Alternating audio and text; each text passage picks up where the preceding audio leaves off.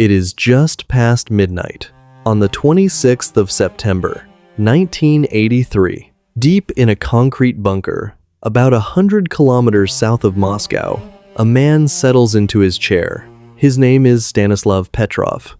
He is 44 years old, a lieutenant colonel in the Soviet Air Defense Forces. Tonight, he is the duty officer. His job is to watch the sky over America. The bunker is the nerve center of a secret satellite network. The satellites watch the American missile fields day and night. They look for one thing: the white-hot flare of a rocket engine climbing into the sky. If a missile launches, the satellites will see it, and Petrov will be the first man in the Soviet Union to know. It is a quiet night. Then, a little after midnight, the room changes. Everything that had been quiet a moment before comes alive at once. A siren begins to wail. A screen lights up in red, and a single word appears, in Russian. Launch. The computers are reporting that the United States has fired a nuclear missile at the Soviet Union, and Stanislav Petrov has minutes to decide what to do about it. If he is wrong, and he does nothing, his country will be destroyed. If he is wrong, and he acts, he may end the world. Tonight, the fate of the human race rests on one man, alone, in a bunker, in the dark. To understand that night, you have to understand how close the world already was to the edge. 1983 was one of the most dangerous years of the entire Cold War. Many historians believe it was the closest the two superpowers ever came to nuclear war, after the Cuban Missile Crisis. The United States and the Soviet Union were further apart than they had been in decades. In America, President Ronald Reagan had called the Soviet Union an evil empire. He had announced a plan to build defenses against Soviet missiles in space. In Moscow, the aging Soviet leadership was gripped by fear. They had become convinced that America might launch a surprise nuclear first strike. The Soviet intelligence services were on the highest alert. They were searching everywhere for the first sign of an attack. And then something terrible happened. Just 3 weeks before Petrov's shift, a Soviet fighter shot down a passenger plane. It was Korean Airlines Flight 007. It had strayed off course into Soviet airspace. The Soviets believed it might be a spy plane. They shot it down. It was a terrible mistake, born of fear and suspicion. All 269 people on board were killed. The world was horrified, and the two superpowers hated each other more than ever. This was the world on the night the alarm went off. A world where each side was terrified, armed, and expecting the worst. The Soviet leaders had even ordered their spies to hunt for signs of a coming attack. It was the largest such operation in Soviet peacetime history. Everyone was primed to see an attack. So when a screen lit up and said the missiles were coming, it fit everything they feared. The system that raised the alarm was called OKO. The word means the eye. It was a network of satellites in long, looping orbits high above the Earth. They stared down at the American missile fields. They watched for the heat of a rocket engine. The system was new. It was clever, and it was fragile. And Stanislav Petrov knew it better than almost anyone. He was not just an officer on duty.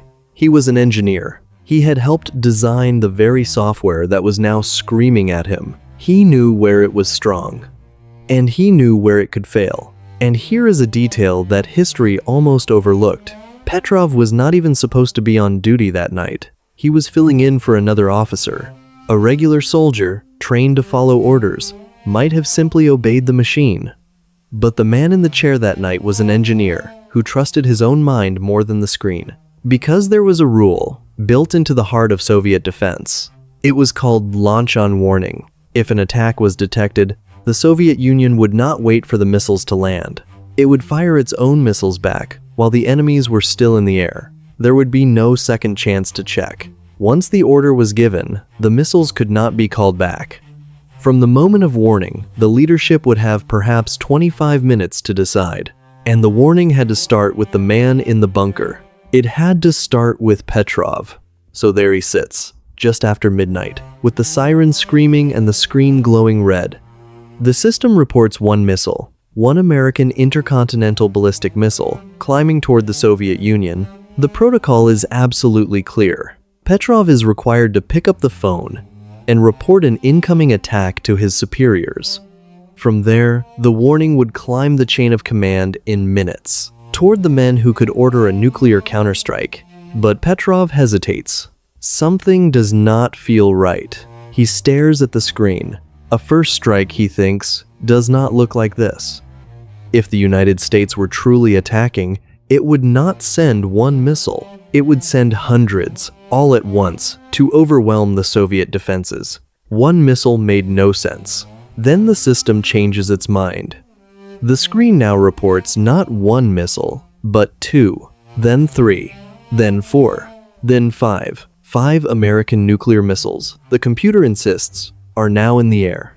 The siren is louder. The screen glows a deeper red.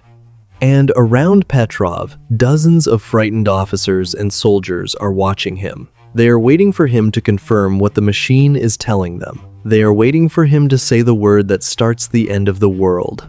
Everything in the system says the attack is real. The computers have run their checks, and they have the highest confidence. But Petrov is not only listening to the computers, he is thinking. He knows the satellites are new, and that they can be fooled. He knows the ground radar has not confirmed anything.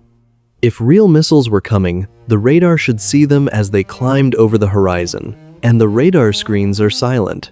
Still 5 missiles, the computer insists. Still nothing on the radar.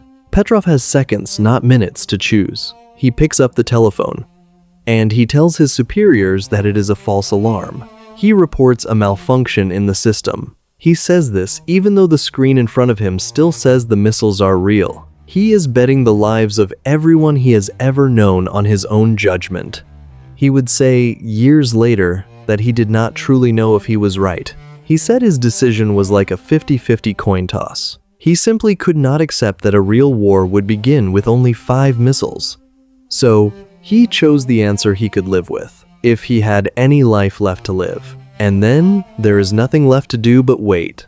If Petrov is wrong, the first warheads will arrive in around 20 minutes. So, he waits. 20 minutes pass in that bunker, second by second. Nobody speaks. The clock runs down. And nothing happens. No missiles fall. No cities burn. The sky stays quiet. Stanislav Petrov was right. So what had the satellites actually seen? The answer, when it came, was almost absurd. It was not missiles. It was sunlight.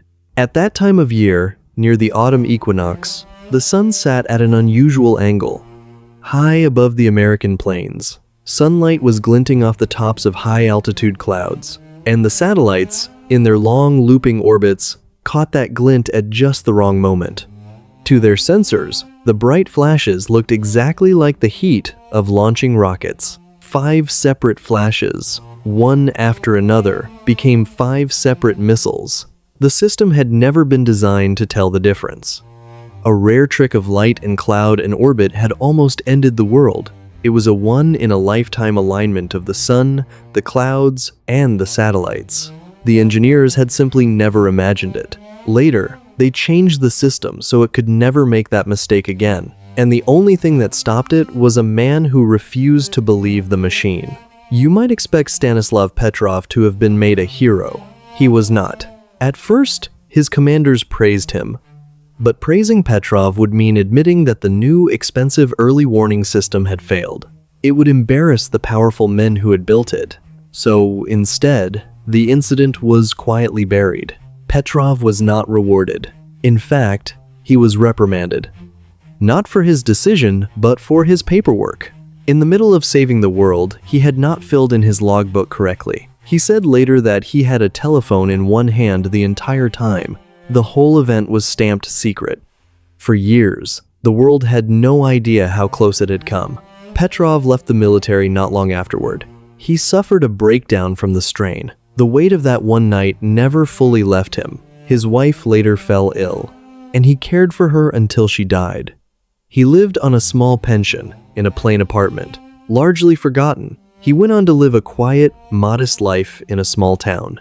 It was not until the 1990s that the story finally came out. A retired Soviet general wrote about it in his memoirs.